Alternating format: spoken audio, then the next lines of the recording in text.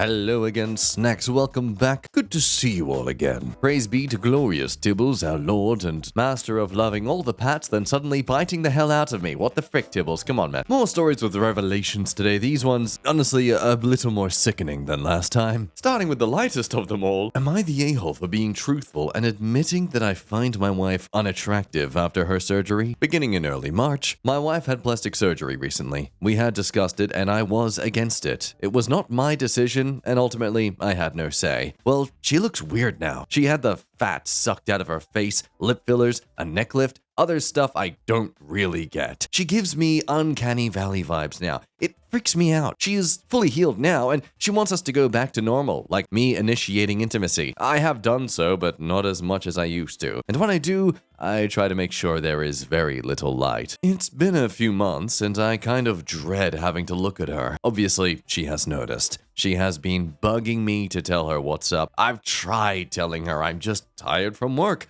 or that I'm run down. Really, anything except for the truth. Recently, she broke down and asked me if I was having an affair. I said I wasn't. She asked to look at my phone. I unlocked it for her and handed it over. I wasn't worried about her finding anything because there is nothing to actually, find. She spent an hour looking through it and found nothing. She asked me to explain why I changed. I tried explaining that I just wasn't that interested right now. Nothing I said was good enough for her. She kept digging. I finally told the truth. I wasn't harsh or brutally honest. I just told her that her new face wasn't something I found attractive and that I was turned off. She asked if that's why I turned off all the lights now. I said yes. She started crying and said that she needed time alone. She went to stay with her sister. I have been called every name in the book since this happened. Her sister said I'm a piece of schmidt for insulting my wife's looks. Her friends all think I'm the a-hole. But hey, I tried not to say anything. I can't force myself to find her attractive. I still love her, but her face is just weird now. She looks like the blue alien from The Fifth Element. For reference, the blue alien from Fifth Element. I mean, if you just look at the face, it honestly doesn't seem too weird. But I guess if you put that on an actual human face, it would just look a bit too perfect, too smooth, too exact with the angles and everything. Common thoughts? She's cheating. I guarantee it. Changes in communication, increased interest in appearance, and they accuse you of cheating as projection. Others even making the case that, not the a-hole, this is the same as if she had decided to transition gender against your wishes. A transformation for your partner's selfish desires does not mean you are required to also want the result of that transformation. This is a great example of when I try to do some sort of explanation of sorts. I can see what they're trying to imply with this, but gender transition and facial surgery are two drastically different things. Others want to argue that, okay, yeah, sure, her looks have changed, but if you love someone truly, you should be attracted to them regardless. I mean, God forbid if she got into a car accident and had her face mangled. So where do you stand on it? It's a valid point that, hey, look, people do actually physically change over time regardless of if it's surgery or not. It's just in this case, the wife is changing herself in a way that she wants to and not through the enforcement of time or physical injury. But at the same time, we are attracted to what we are attracted to. You can't just enforce a preference onto someone. If he is not attracted to a certain look or type, then okay, that's how it is. He can't be ashamed for just having his own type that he's naturally attracted to. There's some other comments by OP that are important to raise up. He stresses that he doesn't think she's hideous. She just doesn't look like herself anymore. Remember when the girl from Dirty Dancing got a nose job and no one recognized her? Now, I tried to find comparison shots of the Dirty Dancing Jennifer Grey actress, and most of them just seem to show her aged up by then as well. Doesn't really help with comparisons, but you can see there with the noses exactly. To which, some fun side trivia. For a while, many speculated that Jennifer Grey's career didn't blow up after Dirty Dancing because of this whole nose job drama that was spreading around. But reality was, she actually withdrew from acting for a bit before Dirty Dancing was even released. That's why she wasn't doing much acting work after that movie, because she was in a car accident where Matthew Broderick was driving and the other car, the people in the other car were killed. So that luckily shook her up a bit. And some fun information about that whole thing. Broderick was charged with causing death by dangerous driving and faced up to 5 years behind bars. He was later convicted of the lesser charge of careless driving and fined just $175, which had the victim's stunned family calling the case a travesty of justice. No wonder this guy also left acting for a long time. The dude literally killed a bunch of people in a car crash. Oh man. This guy's renowned for being a very kind soul of a person. So on one hand, how dare he get away with that? But also, I'm very confident he is not just springing along without a care for what he did. I hope he goes on to explain how, well, she said she wanted to get this stuff done. I said I would prefer it if she didn't. I pulled up pictures of celebrities before and after and showed her how weird they look. Meg Ryan, the girl from Glee, the girl from Lip Sync Battled. She said that she would feel better about herself if she got it. We talked and argued about it for a year before she did it. Started with lip fillers and ended with buccal fat removal. Now, people accused him of being shallow, to which I have to agree with this response of his. If I get a snake tattoo across my face, is she allowed to say she isn't a fan? In regards to money issues, well, they're both in their mid-30s, and she afforded all this through her mom, who gave it as a gift. Ultimately, OP saying that they have not stopped loving their wife, they're just not attracted to her face. So yeah, it seems despite OP trying to assure his partner that she doesn't need this, she went through with it anyway. Which makes you wonder, why would she? Okay, yeah, maybe insecurity, but there's got to be a stronger driving factor here. Well, that's where we find out 3 days later in the update. My wife came home yesterday and we finally had a long talk. She told me that the reason she had the surgery was because her mom and sister talked her into it. They convinced her that she was starting to look old and that I would find someone else to be with if she did not do something. That was why her mom gave her the money for the operations. Now, her mom and sister look like Bruce Campbell in Escape from LA. Here's a photo of Bruce in that for reference, so you can immediately see what he's talking about when he references the sister and the mother. They are the very last people on the planet that should be telling anyone to get plastic surgery. I used some of the comments I read on my post as talking points. I told her that I loved her, and she was the person that I wanted to spend my life with. I told her that the surgery would take a while longer to settle down, and that as I got more used to her new face, I would learn to appreciate it. She asked me if I wanted her to see if she could get it reversed. I almost screamed at her. The last thing in the world I want is for her to frick up her face more than it already is. I asked her if she could please just leave it and let me get used to it. We talked for about 3 hours and we decided that her mom and sister would not be a part of any decisions in our life going forward. She is going to leave her face alone and give me a chance to get used to it. We are going to look for a marriage counselor and maybe individual counselors for each of us. I am going to make an effort to show her every day how I still find her desirable, and she is going to make an effort to believe me when I tell her I love her the way she is. We are going to talk to her mom and sister and tell them that we are taking a break from them. We are going to block them and get our stuff together before we allow them back into our lives. I would like to add that I did not think there were that many guys out there with a weird blue squid lady fetish. It isn't for me, but you do you. Her mom and sister will at least look shocked when you break it to them. No, they won't. They have the facial mobility of bilateral stroke victims. Our next two-parter begins on True Off My Chest from 13 days ago. My girlfriend came out as a lesbian before our marriage, and no one gives a frick about me. You know what? Frick you all. Me and my ex, Dana, have been together for 7 years, and I knew that she was bi by the beginning, and she openly told me about her past relationships with girls, but I never cared, because to me, it wasn't a problem at all. We never had any big fights or arguments, but just small things, and we always sorted out everything. So, after 7 years of a relationship, I decided that it was the right moment to make the big question, because we were deeply in love, financially stable, and already living together, so for me, it was the right time. I prepared everything to make it more romantic and unique as I could, and when I made her the final question, she hesitated, but then said yes. There, the problem started, because I didn't understand why that hesitation, and I asked her, but she only replied, "I was nervous," so I gave up. We told this to our parents. Mine died when I was 20, and my little sister when she was 17 in a car accident. And our friends, but even here, some things were off, because her parents were faking to be happy, and I didn't understand why. While our friends were super happy and were already telling us ideas for our wedding. 4 months passed by and we were planning our wedding when the day came up. I came back home from work and she was waiting for me with her bags ready, and I asked her what was going on. She told me, "Listen, I know that this is going to be hard for you, but I'm not bi. I'm a lesbian. My parents knew this since 2 years, and this is why they weren't happy and were faking it. Please, I beg beg you to not make it difficult and just let me leave. Don't cry, don't beg for me, and don't scream. Let's just,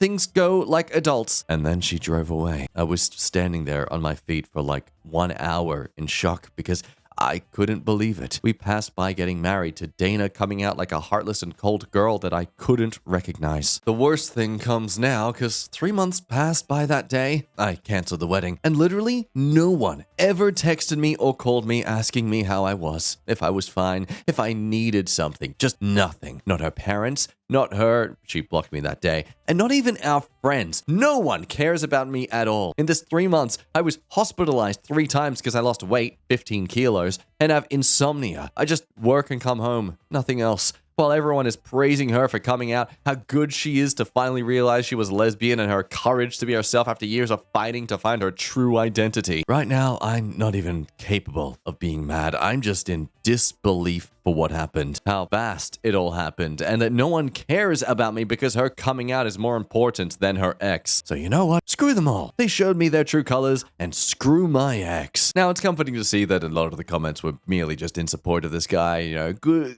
man, you can do it. you can feel better. I believe in you. Screw your friends. I mean, this is a good point. She did not solve her problem like an adult. She avoided it and then ran away like a little kid. Deplorable. I mean, it's one thing when you're leaving an abuser or something like that, but this was a man who loved and cared for you. The least you could do is like freaking give him the space to actually, you know, talk about this with you. I don't know. You can be ashamed and embarrassed all you want. He's the one who's betrayed and heartbroken here, not you. You don't get to like tell him how to feel. Which the OP came back in a quick edit to thank everyone and his shock for the support and comments that are just exploding in their inbox. Despite all the kind words, they do struggle to actually fathom them at this point because, you know, they've just seen all their loved ones around their life completely ghost them and not care for how he feels about this whole situation for the last 3 months. But oh folks, just 2 days later, Opie is back with an update for us where he learns exactly why everyone ghosted him. So here we go again, like in GTA San Andreas, but this time is more painful and shocking at the same time because today and yesterday night, a lot happened. Like some of you folks said, somehow one of my ex-friends saw my post on TikTok and the absolute mess started and is still going on right now. This ex-friend, I will call him Paul, reached out to me and basically told me that he saw the post and knew that it was me because I used my ex's real name, Dana, and was shocked to know what really happened because apparently Dana told my ex-friends that she came out to me as a lesbian and I tried to lay hands on her and threaten her, and she told them to not contact me again. They all believed her, but then when they all saw my post, they started pressuring her if my post was saying the truth or not, and she admitted the lie. Since Paul's text, I received a ton of texts and calls from everyone asking me how if I'm fine. They are sorry for believing Dana and not texting me first, and apologies. But then there is the real issue. Dana. She texted me asking to forgive her, that she was sorry for how bad she treated me, and admitting that she invented all of it because she was afraid to lose friends. And unfortunately, it's not all, because I got a text from her girlfriend, Mary. And basically, she told me that she is sorry for Dana's behavior and for what she did. And here comes the issue, that she knew Dana since a year, and she never told her about me, but always talked to her about me like a roommate. So she was thinking of leaving Dana now. Now comes my part, because I made a new group, including them all, even Dana and Mary, and told them that I'm not changing my mind about forgiving them. I was thinking to sue Dana. Partially true, because I'm not sure if doing it or not. And if they, my ex-friends, were decent humans, they would have texted me asking me if I was out of my mind to lay hands on Dana, or just insulting me via text if they really cared about me. Then I added some personal things about Dana and blocked them all. My blocking method isn't working because they are continuing to harass me with texts and calls from other numbers and even making other people calling me and texting me. Crazy stuff is happening and I really still can't believe all this mess because I'm thinking that it's all a nightmare and I need to wake up, but unfortunately it's all freaking true. I mean, then the other thing is that I finally saw a therapist today, a few hours ago, and I don't like to admit it, but I cried a lot, because for her, the therapist, I never worked on my parents' and my sister's death, and then this thing with my ex added, making me explode, so it's gonna be a very long journey, and I hope to reach a point. I already had the number of the therapist there on my table in the kitchen, but I never called, but this time I did, and hopefully it will help. So this is all, and I hope to update you not so quickly like now, but when I will feel better. So again, thank you all, and hopefully I will update you in better times. So yeah, a lot of unanimous support, especially for OP pointing out the fact that if they were any actual genuine friends, they wouldn't have been afraid to be like, hey man, just reaching out to you to tell you you're an idiot for what you did. How could you do that? Blah, blah, blah. You know, give him an opportunity to explain himself. I mean, I get in that moment they're trying to respect their victim's wishes, but I just don't see how them reaching out to criticize OP was going to put Dana in any danger. Like, what has she got to fear from them calling OP scum, aside from OP finding out what she's been spreading and then calling her out for it? You know, like, it just sounds like there's no real valid reason to ask no contact by the friends unless you had something to hide. What do you think? Am I maybe jumping the gun a bit too much myself with that? And like, end of the day, all this reaching out, this further harassment to OP. Like, oh, now they're desperate to try and reach out to the OP. Wow, how convenient. The moment they're no longer morally superior in the situation. As this comment is saying here, they're just doing this to make themselves feel better about abandoning OP. They don't want to apologize. They already have. They've already had ample opportunity to do so. All they want now is the closure of knowing that they're still good people. Like, no, you're not. You should be ashamed of what you did and learn from it and move on. Just like if you cheat on a partner, you get ashamed by it. You don't chase after them to demand their apology or forgiveness. You accept that you were a screw up and you move on. I've returned from a month-long trip and my roommate has moved all her things into my room and has been living there with no intention of switching back. So I moved into this flat about 8 months ago. I met Lana online on a roommate website and we clicked well. She's a bit younger but seemed mature. We quickly agreed to be roommates. Both of us were under time constraints to find a place to live, but have got on really well so far, up until this. Now, our flat is a 2-bedroom, and to be frank, my room is clearly the better one. It's bigger and has built-in wardrobes. Now, when looking for the flat, I found the place first on my own and put down a deposit to take it off the market while I found another roommate. The flat was perfect, cheap rent, and my aunt manages the property. So I was keen to snap it up before anyone else did. The area it's in is popular, so I wasn't really worried about not finding someone to room with. Because of the above and that I was there first, I took the bigger room naturally. When showing potential roommates, including Lana, around, I was sure to show the smaller room and say, this would be your room. We moved in 8 months ago, and it's been happy families. Never heard Lana complain about her room, because I have about 6 times the wardrobe space that she does. I told her she's welcome to store her off-season clothes in there, or whatever she wants to store, as long as she's not popping in every morning to get dressed. She was happy with this. Well, just over a month ago, I went traveling. Now, I'm not the biggest fan of having people in my room, but I told Lana if she had someone stay, her sister, friends from home, they could sleep in my bed. She said thanks, and as she's been such a great roommate and rarely has guests except her boyfriend, I didn't worry at all. So I came back yesterday. I was exhausted from the flight and traveling and just wanted to shower and sleep. As I walked in, Lana was in the living room with her boyfriend. We said hello and hugged, had a very quick catch up, blah, blah, blah. Then I dragged my suitcase to my room, opened the door, and found it full of stuff that was not mine. I kind of yelled, "What the frick?" and briefly thought I was so jet-lagged I was confused, but opened the door to Lana's room and saw all my stuff. I walked into the living room and asked Lana what was going on, and she said, "Oh, sorry, I forgot to mention, we put my stuff in your room just because it's bigger and you weren't here and you said I could use it." I was honestly so tired I could have passed out then, so I probably wasn't in the best state and told her to move it all back immediately. She said they were in the middle of making dinner and I looked tired, so I should have a sleep. Her boyfriend then said, "And anyway, you pay the same rent, so isn't it fair that you both get the same big room at some point?" I was getting really frustrated and could just feel tears welling up, hysterical from a lack of sleep. So I just said, "We'll deal with this tomorrow, and it's getting moved back." And then I went to sleep in not my room. I've woken up now and I'm so mad. Lana's at work, so I can't talk to her, but what should I do when she's home?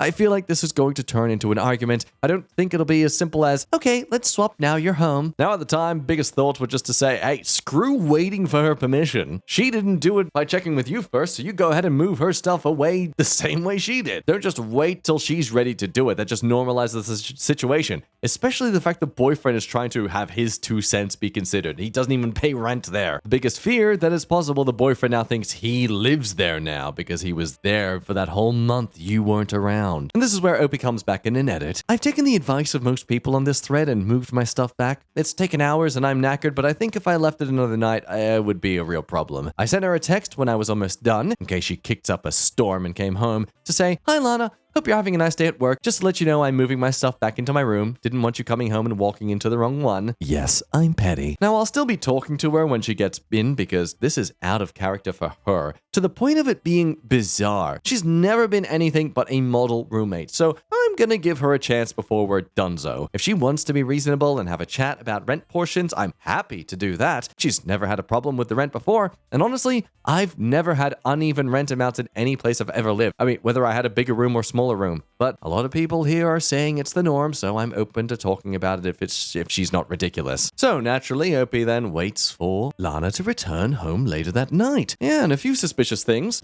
I can't remember my train of thought. Mr. Dibble suddenly forgot how to use his litter tray and decided to aim for the carpet instead. So anyway, update! Lana came up home last night, and oh, do we learn the truth of things. Okay, so as you know, I texted Lana to tell her I moved my stuff back. She didn't reply to me. Fine, whatever. But she didn't kick off, so I figured we were okay. I told my aunt what had happened, who was baffled as all of you, and I told her it was probably all sorted, just keeping her in the loop. I also told my boyfriend, who works about 5 minutes down the road. He offered to come around in case Lana's boyfriend came around, but I told him not to because then we are ganging up on Lana. He insisted on going for a coffee with his mate a couple of roads away in case we needed backup, which is a bit ridiculous, but very cute of him. So I did get myself a glass of wine while waiting for Lana, not because I was nervous, I just like wine. And she came home. I was sat in the living room and gave her a very cold hi when she walked in. She sort of froze, bag in hand, and her eyes darted between me and my, or not her, or our bedroom door.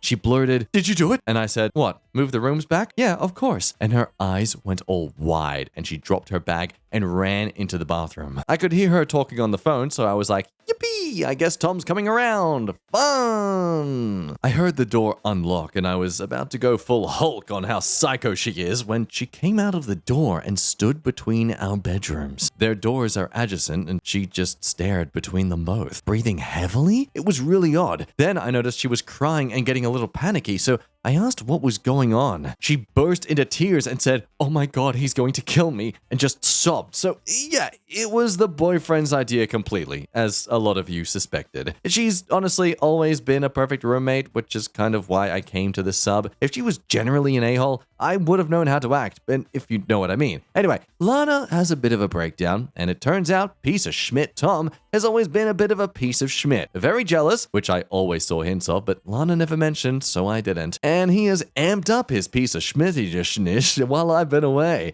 When I left, he just finished school and basically moved in unannounced. And when she'd mentioned he hasn't been home in days, he'd give her the, "Oh, what, don't you love me? I treat you so well. You're so selfish," blah, blah, stuff and refused to move. She showed me the texts he sent her. Absolutely horrific stuff. Like, "Ring me in the next 5 minutes or we're over. Send me a picture of you at your desk with something showing today's date so I know you're at work." Just abusive stuff. Now, regarding the room, as we guessed, he moved it. He did it while she was at work, which is actually a bit gross thinking of him going through my stuff, and I'm considering somehow implying I have crabs or something he could catch just to make him squirm a bit, but I'll work on it. Lana came home and said, "What are you doing?" He made out it was just temporary and that I wouldn't mind. Oh, such a gentleman speaking on my behalf, and he would move it back. And he was doing it for her, and she was so selfish, etc. When it got a few days before I came back, Lana suggested moving it back, and he completely denied he said that and told her it was her idea to move it, and he only did what she told him, but it's staying now, or she'd be sorry. So basically, Tom is a prick, and Lana sobbed and apologized and cried, and I fed her wine. She didn't want to see Tom, who obviously assumed he lived there now, so I texted him from her phone saying our landlady, my aunt, was coming around for an inspection and staying for dinner after with my family, and he couldn't come over tonight. He sent a lot of begging, whiny texts, and then went on the offensive and called Lana a liar. So I rang my aunt, explained everything, and had her write us a fake landlord email mentioning the visit,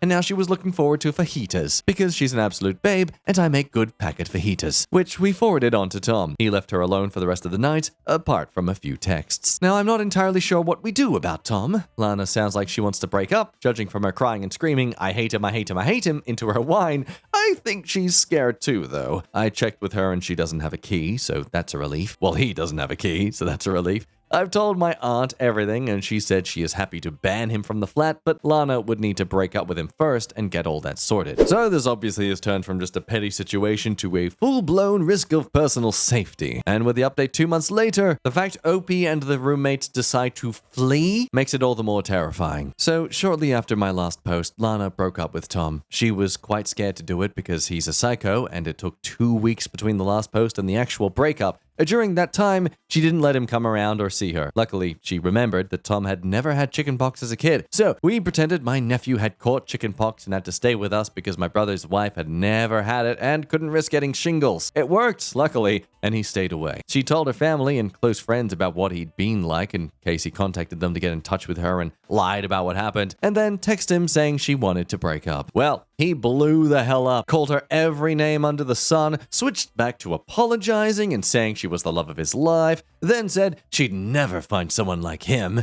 then he would die without her, then he wanted to kill her, then they were soulmates. It was insane. He started messaging me too, telling me I was an evil bitch who had ruined his perfect wife. Okay then. And as predicted, her family and friends got messages too. We both turned our phones off to ignore it and just watched TV. Later, I briefly switched mine on, where I had a lot of messages from my friends telling me to block some guy on social media. It was Tom calling me everyone imaginative combination of the C word he could think of all over my public Instagram page. There we even had a few racial slurs, which was odd because we're both white, but okay. Lana had already blocked him on everything, but silly me forgot to make my Insta private. The next day, he rang Lana's office. She was so embarrassed, it was awful. To tell her he was driving down to our flat. She rang me, and I rang my aunt, who you remember manages my property, who told us it was time to call the police. We filed a report about Tom, and they said to update us on the situation. In the UK, you need to go to court to actually get a restraining order, so we haven't as such, but the evidence is all there and documented if we need to go that far. The police rang Tom at our request, told him they'd seen the messages and to turn his car around because if he turned up at our door, he'd be arrested. Police officers here are amazing, can I just say. Tom managed to peep himself hard enough to not show up after that, so we were fine for a week. Then the post came. Tom started sending letters, threats and soppy I love you stuff, flowers, then a pizza that we had to pay for. We were actually hungry, so we ate it. He signed us up to a magazine subscription. It was so bizarre. We went to the police again. They filed everything, but Lana didn't want to go to court. I don't blame her. She was incredibly stressed by the whole thing. So 2 weeks ago, I took my aunt and mother out to dinner. I told them both about the situation, and my goddess of an aunt had an idea. She manages about 30 properties, not just the one we live at, and has had a few that were unoccupied now, with school finishing. She told me she would show us around all the 2 bedrooms she had, and we could live in any one of them for the same rent we pay now, and we just transfer over our deposit and fees as long as there were no damages to deduct, and